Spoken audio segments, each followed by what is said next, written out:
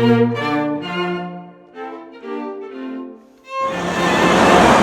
morning. It's 9:20 in the morning. I've had breakfast. I'm out the hotel. I'm on my way to the walking tour, and I've come across the world famous Austrian opera house.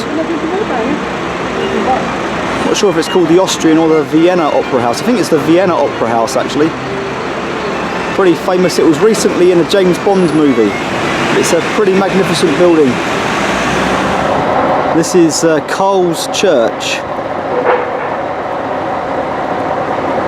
And it looks like they're turning the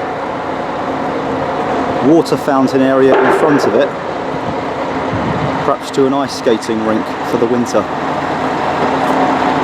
Just behind there. They seem to be building all these wooden cabins.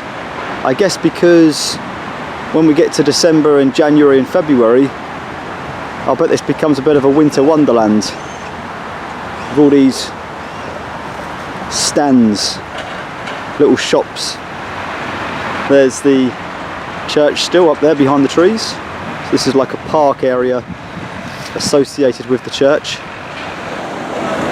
Well, it's about 10 to 10. I'm just about to join the walking tour, find out a little bit more about the city. There's the guy with his umbrella, so I better head over. Well, here we go then. It's just started to rain a little bit. It was forecast to, so I was kind of expecting it.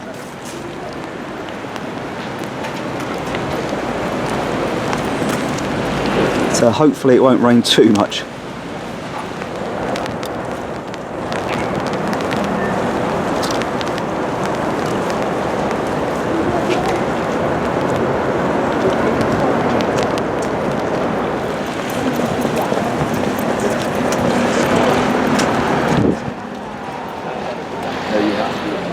And it was blessed by Pope, and there was like this title, Holy Roman Empire of German nations, and Habsburgs used this title.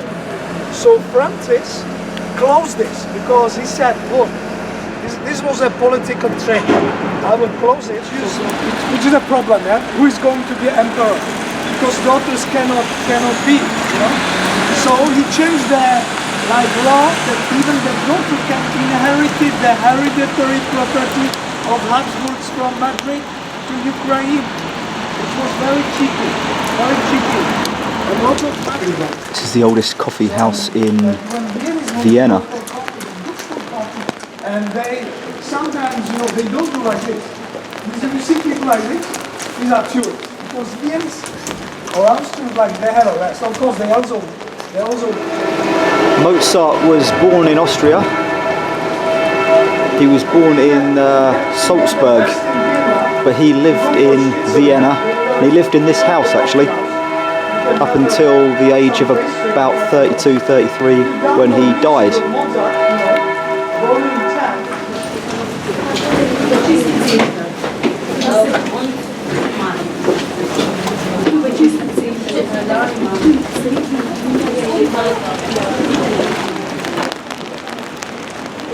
Here we go, St. Stephen's Cathedral.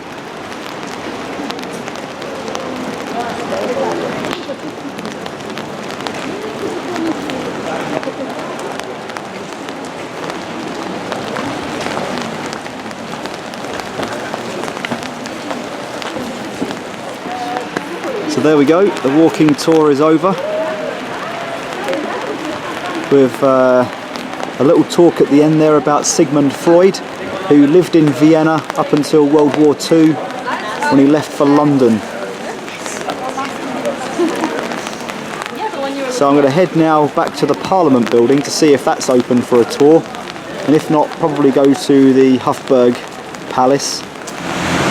Looks very much like a church, but it's actually the town hall. Let's take a closer look. There we go. Pretty nice looking building.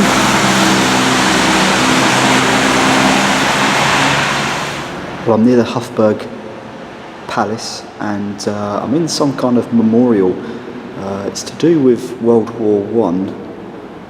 Not entirely sure what it's about. It seems to have the dates of 1914 to 1918, which was World War One, and also World War Two beneath it. There's the 1945, and I think if I come around here a little bit, there we go. Yeah, so 1939 there as well. So it's something to do with the two wars. I have noticed on the wall over here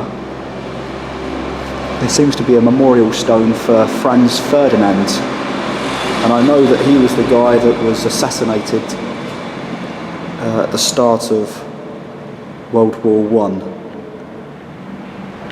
So this is some memorial in reference to those people and that period of time. Right, I'm back at the Hofburg Palace. Hopefully going to get myself a ticket to go in for a couple of hours and have a look at some of the rooms. I've been to Parliament, by the way, and picked up a ticket for 4 o'clock this afternoon, so that's all good. No idea why it was closed yesterday, but got a ticket for today, that's the main thing. So let's get inside the palace, and I'm sure it's going to be pretty impressive. Well, I've made it into the palace. Unfortunately, I don't think I'm going to be able to video or photograph once I actually get on the guided tour that I've signed up for.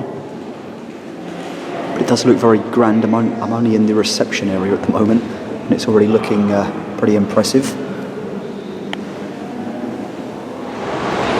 But as suspected, I wasn't allowed to photograph or video inside the museums or palaces, which was a shame because it was really nice. It's a huge place. I didn't see anywhere near all of it. There's 2,400 rooms in total, and it was really interesting. There was also a museum that was dedicated to one of the most famous empresses in Austrian history, someone called Empress Sissi. That was interesting. Saw some of the rooms, probably about 20-25 of the rooms inside the palace, and then had a look inside the silver museum as well, which is where all of this, what I could make out, all of the cutlery, the silver, the plates are kept. Apparently they can cater up for 2,000 guests during their heyday, and all of those things were laid out in the museum, so it was really interesting.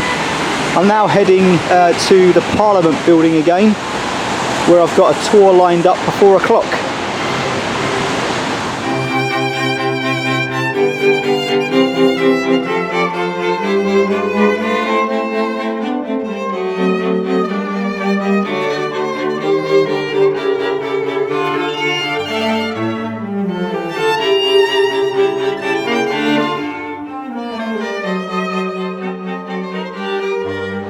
Well, just finished the Parliament tour. I'm just back at the Opera House now, the State Opera House.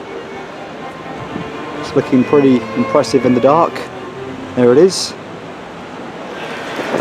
Right, just about to pop into St Stephen's Cathedral. I'm going to come back here tomorrow when it's light and do a proper tour, but I'm just going to go inside now and just to see what it's like.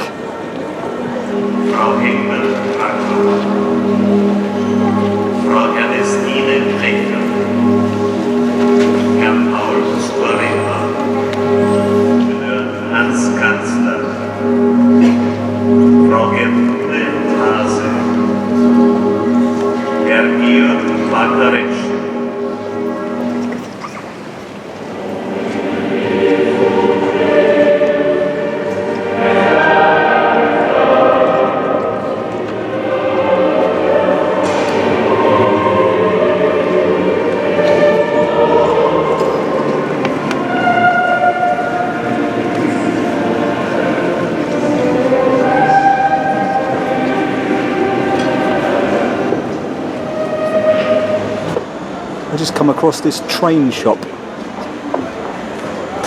I wonder who'd like trains. Build a few sets out of these, but it'll cost you a bit.